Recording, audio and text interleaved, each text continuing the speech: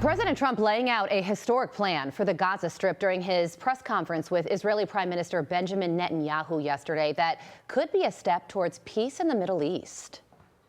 I do see a long-term ownership position, and I see it bringing great stability to that part of the Middle East and maybe the entire Middle East.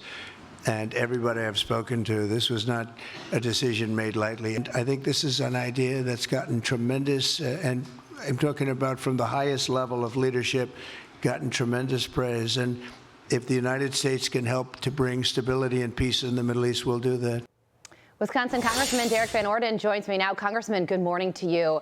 This is a very unique suggestion, ownership of the Gaza Strip. So what do you think about this, and how would this work? Well, this is what I think. Ownership can mean a lot of stuff. And what President Trump is clearly articulated is that there has to be a change in the Middle East.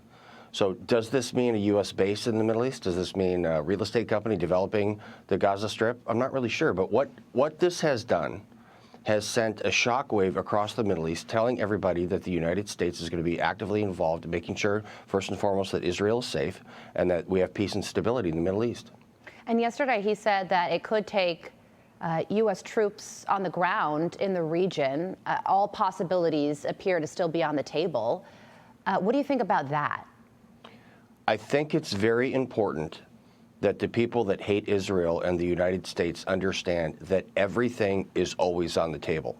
That's from peace negotiation to a very strong and stern military reaction to what they're doing in the region. So President Trump is projecting strategic strength, which is exactly what President Biden did not do for 4 years. That's why we're here right now. So something's going to change.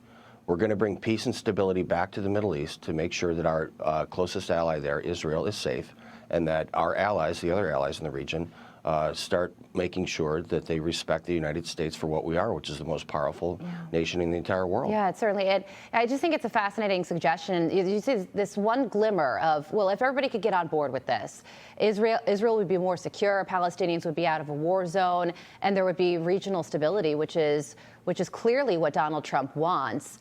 It would also potentially take the Palestinians agreeing to leave the region, or many of them, and also for other countries in that area, Saudi Arabia, Jordan, Qatar, to agree to take them in, so to clear out some of the people so that the Gaza Strip could be rebuilt. The only issue with that is that Saudi Arabia is not on board with this idea. They posted this on X saying the foreign ministry affirms that Saudi Arabia's position on the establishment of a Palestinian state is firm and unwavering, and establishing, Congressman, diplomatic ties with Israel would also depend on this. So yesterday, Prime Minister Benjamin Netanyahu said he does think that the two countries could normalize relations, but man, it does look like that still is going to be a big challenge. Well, let's remember, before October 7th, there was de facto a Palestinian state.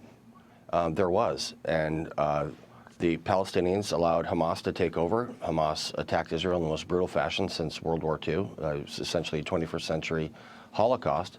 And Saudi Arabia needs to understand something. The 1967 Green Line, the border, is unacceptable. That exposes Israel in a way that is simply not going to happen, because when you close those borders, the proximity of Israel is so much smaller than people here in the United States understand. So Israel doesn't deserve to live in peace. They deserve to live in peace and prosperity and security. We've got to understand that. Yeah. So Saudi Arabia is going to get on board. They will. If people haven't learned anything from the last couple weeks of President Trump in office, they need to open their eyes. So Mexico's on board. They didn't want to be on board. Canada's on board. Didn't want to be on board. Colombia's on board. They didn't want to be on board. Saudi Arabia's going to get on board. Yeah, how about that?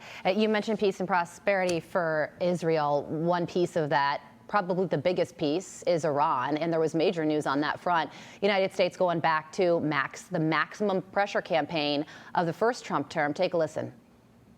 We also took action to restore a maximum pressure policy on the Iranian regime, and we will once again enforce the most aggressive possible sanctions, drive Iranian oil exports to zero, and diminish the regime's capacity to fund terror. We're both committed to rolling back Iran's aggression in the region and ensuring that Iran never develops a nuclear weapon. So President Trump feels like this worked last time. Will it work this time around?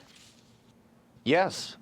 I mean, so what we have is the ability to look back when, in his first term, when Iran was on their knees. Iran can never have a nuclear weapon, period, because they will use it. And they respond to pressure just like everybody else does. So what they're not going to get is the Obama pallets full of cash.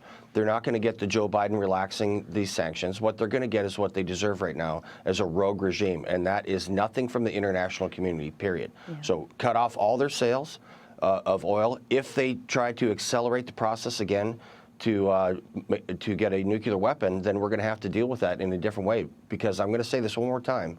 Iran can never have a nuclear weapon, and President Trump is doing a fantastic job. Pete Hegseth is in, along with Mike Waltz as National Security Advisor, and those guys are going to make sure that we have peace and stability and that Iran adheres to international norms. Yeah, and the president said yesterday that if he is assassinated by Iran, he left instructions. They will be obliterated. Leaving instructions is another major headline that he made yesterday. Congressman, we have to leave it there. Thank you so much for joining us, Congressman Derrick Van Orden, great state of Wisconsin. We appreciate you and your insight. Yep.